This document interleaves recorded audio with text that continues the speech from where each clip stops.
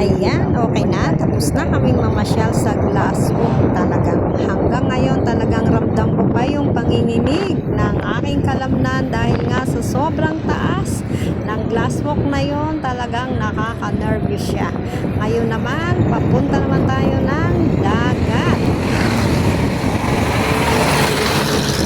Napakaganda ng tanawin. Pagmasdan muna natin itong napakagandang tanawin habang pababa tayo sa dagat. Pupunta nga pala kami sa Lagadlarin. Doon kami mag-i-stay ng mga ilang araw dahil kami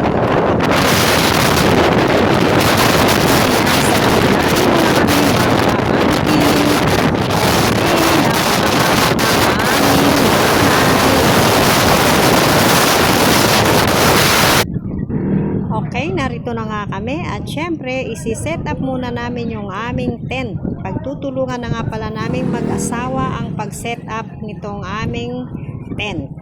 O ayan, dahil medyo malakas nga ang hangin kaya medyo nahirapan kaming ikabit itong aming tent.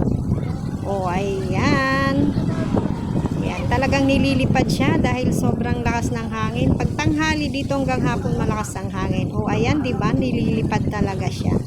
Ito, napakaganda ng lugar na ito kaya naman kami paulit-ulit pabalik-balik sa lugar na ito. Talagang madalas namin puntahan ito. Ito na nga yung aming vitamin C. Talaga naman. O ayan, naitayo na nga namin ang aming tent kahit na medyo nahihirapan kami. Nililipad siya talaga kaya lalagyan na lang namin siya ng pangpabigat. O ayan.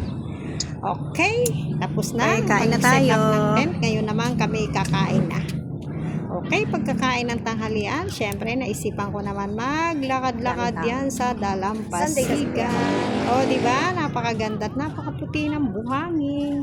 Okay, maraming salamat viewers, followers. God bless. Bye.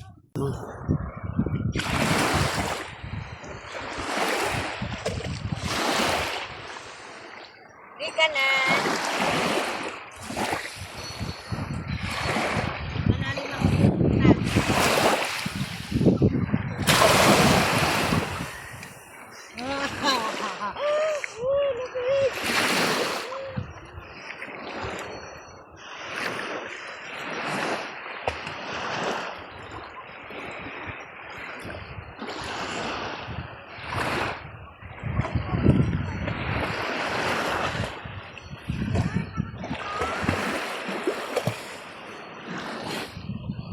Sarap.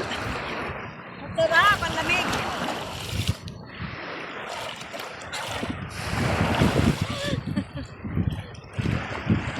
Ang sarap maligo kahit sobrang lamig.